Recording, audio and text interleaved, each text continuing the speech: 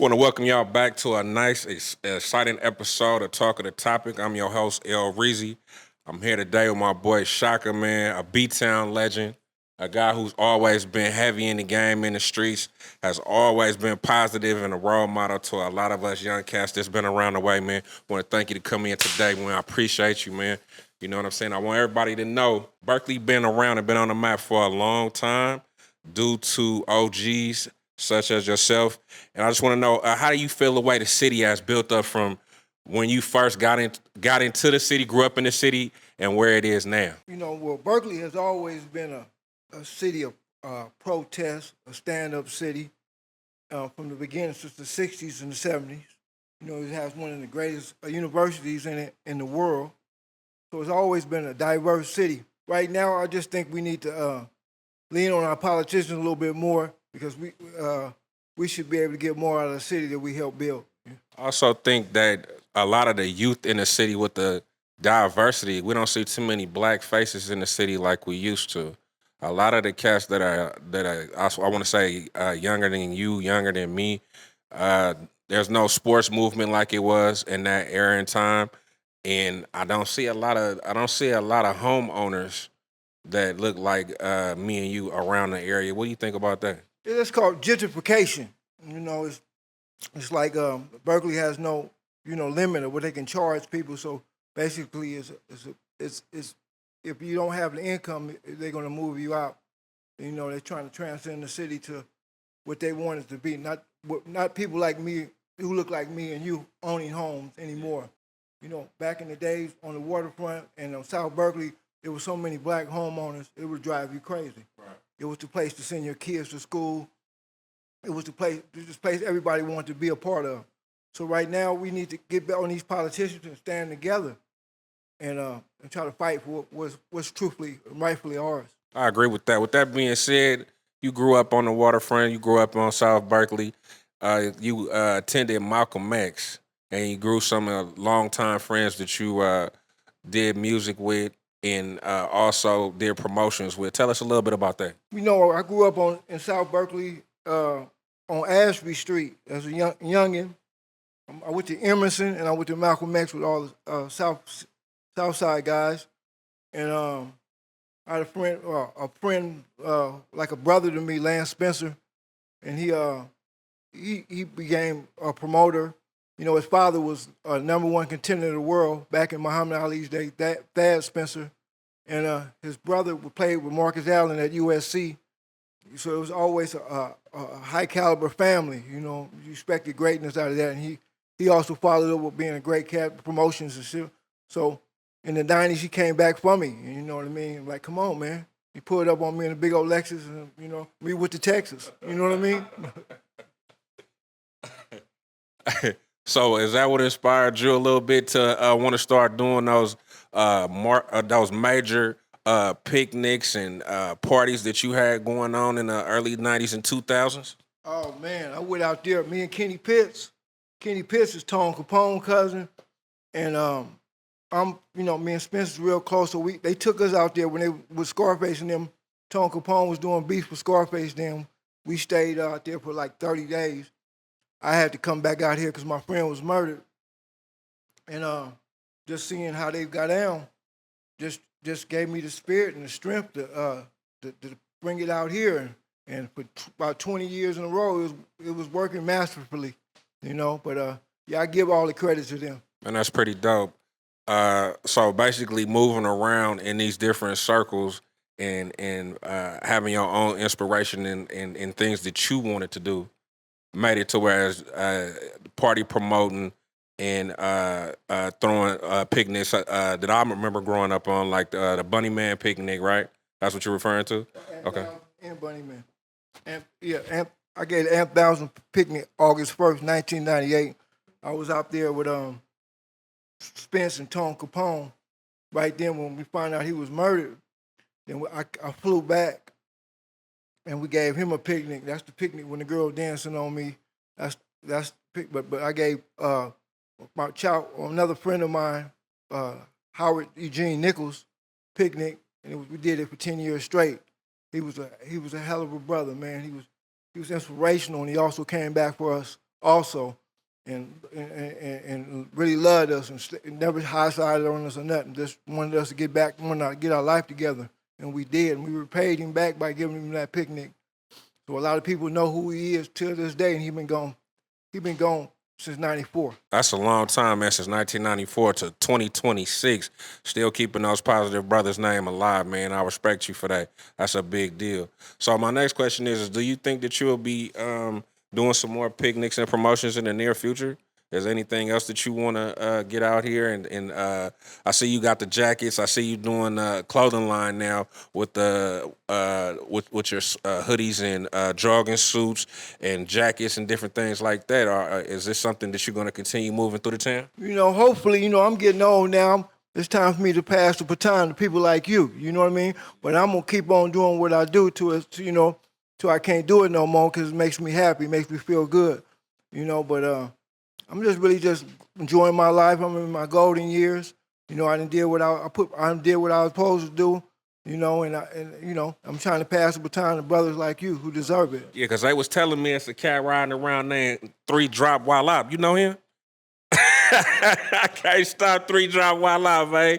That's my man right there. You want to show love to the OGs, man. I think that's an issue in today's youth. For a lot of the issue is a lot of the youth are not showing love to the OGs who been doing it.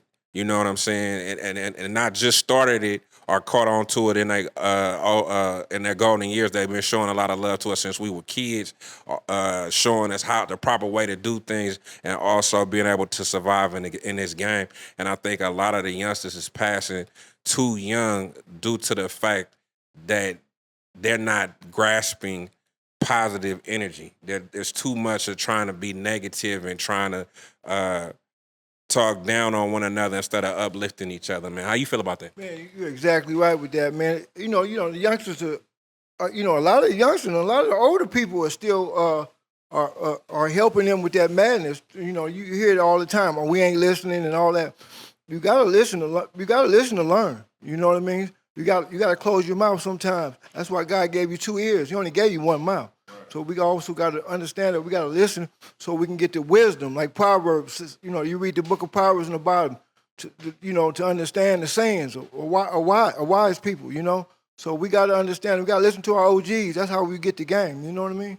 So I'm going to switch the topic a little bit. I want to know, how do you feel a little bit about that situation that's going on between Gucci Mane and Pooh Shiesty? Let me know. Give me a little game on how you feel about that situation and how those guys are. How did that even come about to you? What's your take on it? Well, you know how it is now.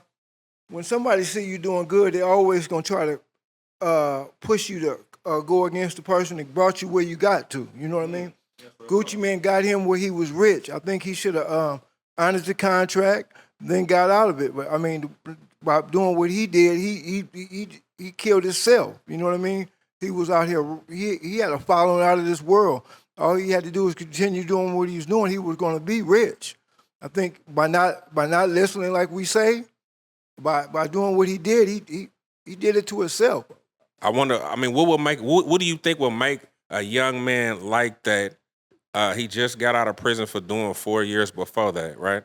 And come home to the CEO who has helped made you rich, and you put yourself in a situation where you basically biting the hand that's feeding you, and you basically want to hurt this man's pride by doing this or something like that. I mean, was it a pride thing? Was it a money thing? Was it a disrespect thing? Was it a crash out thing? What's your take on that? Hey man, me being seasoned, I feel like it's drugs. Because drugs will make you make a decision like that. Right. You know what I mean?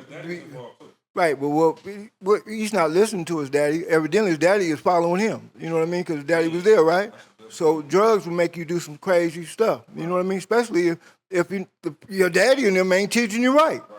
You know? Yeah. I mean, sometimes you can't be your kid's friend.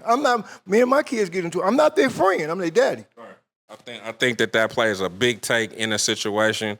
A lot of cats aren't looking at it from the proper perspective, trying to be a father versus trying to be your kid's friend. And the daddy following the kid. Was it the money? Was it the Like, what would motivate a father to be following his kid besides the drugs? You think that it's just they just in cahoots over some drugs and money, or like, what's your take? Society nowadays, the youngsters, everybody want to be cool with the youngsters, and the thing about it is you can't be cool with your kid. You got to be able to discern. You got discernment to tell your kid right from wrong. That's what God created us. We're supposed to teach our kids, and when the kids get the money, they start believing, well, I got more money than you. You can't tell me nothing, and that's cool too. But that's when that's when you're supposed to cut the umbilical cord and stay where you stay. You know what I mean? That's what you want to do, but I'm not going to be a part of you destroying yourself. Now, by him following his son, he's a part of his son's destruction. I respect that. I think a lot of youngsters and a lot of fathers need to be on the same page, and whatever it takes for that to happen. You know what I'm saying? I wish them brothers the best. I hope that they can find a better situation out of this, but it ain't looking too nice. I want to switch it to another subject because we're here in the Bay Area. So I want to speak on this guy, Brandon Ayuk, for the 49ers.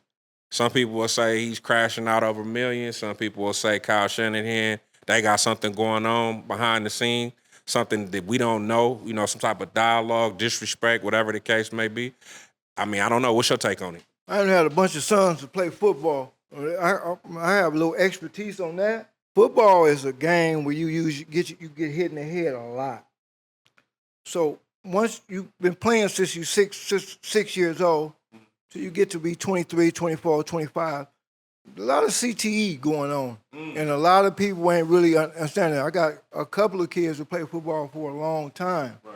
And nobody is really holding people responsible because there's a lot of weird activity going on, especially when you become rich like that. And you get all this money and all you got to do is show up. You know what I mean? And you don't want to show up, then it becomes a discipline. That signs of mental illness, bro. Because when you authoritative figure, when an authoritative figure in your life, that's what mental illness does to you. It makes you want to attack your father, your mother, the coach. Right. I'm not saying he's going crazy. I'm just saying it needs to be looked at. I respect that. I mean, for some reason, he thinks that he's playing for the Commanders, even though he's on the 49ers. And I think that that's something is up with that. I'm not sure. I don't want to laugh at the brother, like you said, because it could be some mental illness stuff. But he has made some pretty serious accusations, calling owners and coaches some little cats and calling them some little boys and telling them that they was stupid for giving him the money. What's your take on that? It's all signs of CTE to me, man. I mean, you get where you want to be all your life to be able to take care of your family. You get what you want. All you got to do is show up. Then you want to argue. That's a sign of mental illness, bro. Nobody wants to see it because NFL is the richest business out.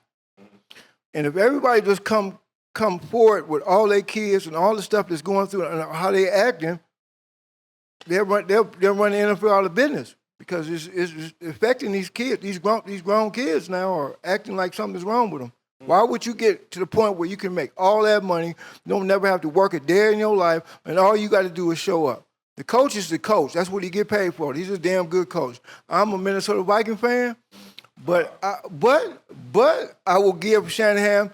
We got a couple of them players too. Juwan Jennings, the running back, number 27. We got a couple of them 49 players on our team now. And we going to the Super Bowl in LA this year. So meet me there. This gonna make me say something I ain't supposed to be. This is a kids program. Send me that clip. Okay, I want to ask you another sports question. Tell me, why is we both Warriors fans, and it's a serious question. I want to know why in the heck is the Warriors hyped up on LeBron James at 42 years old, bro?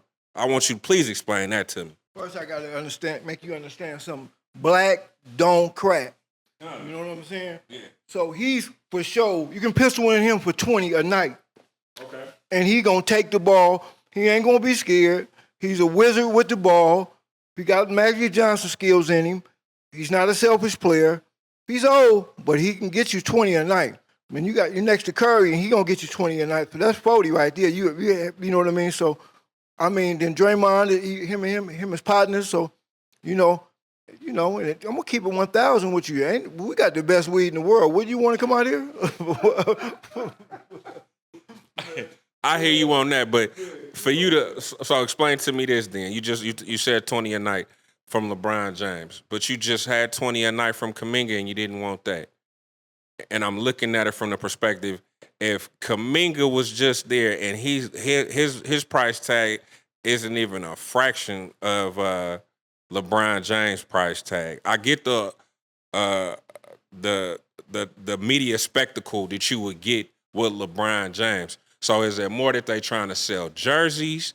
Is it more that they trying to get their audience up on the national level? Is it more that because me personally, I think by picking up LeBron James, the path to the ring is not looking that pretty. I beg to differ, man. I think LeBron is a professional. He's going to get you 20 to 25 a night, man. And with him going to the rack, Steph Curry is wide open. You know what I mean? He can't get no more open with LeBron on the team. So it's going to be nights where they just light it up. You know what I mean? So they just got that young player, the 12th pick of the draft. He's athletic, long, defender. He can learn up under. If him and Draymond can get along, they got the Michigan rivalry. But if they can get it together, he can learn a lot from Draymond. And I like our team. So you saying what? Adding LeBron James and then clipping on a few more younger players, they'd be in the mix. You're missing Jimmy Butler. Okay, so you think Jimmy with the ACL is still gonna do something at 38 years old? Black don't crack. Okay. Congratulations on that too. I'm trying to get to you. Yeah. Okay. Yeah. 40 ain't nothing. When I was 40, I was playing. Yeah. So, I mean, they get the feed, LeBron taking excellent care of himself. Yeah. They take better care of themselves on the offseason. So their 40 is really like a 27. His 40 is like he's 28, 29 years old. God damn. Okay. I respect it. All right. Before we get up out of here, I want to tell in a little bit more about Berkeley. Is there anything that you wanted to say or let anybody else know about the city or where we at now in this demographic? I was thinking about this the other day. We got a lot of promoters around Berkeley, a lot of women promoters that are doing tremendous work out there. If we could just get them to come together, oh man, the sky's the limits, man. Everybody could come together, settle their differences and come together. We got the greatest city in America to me. We got the people, like us, we can do anything. We can do anything. We come together because we're very smart and and we're very talented. And our style is the best. There's nobody that can fade our style. Nobody. And with that being said, I'm gonna wrap it up. This is your boy Reezy. I'm here with Shaka, and I want to show some love to the city. So anybody that's in the Bay Area, in the East Bay, South Bay, you know what I'm saying? I just want to let y'all know, man, it's all love and peace.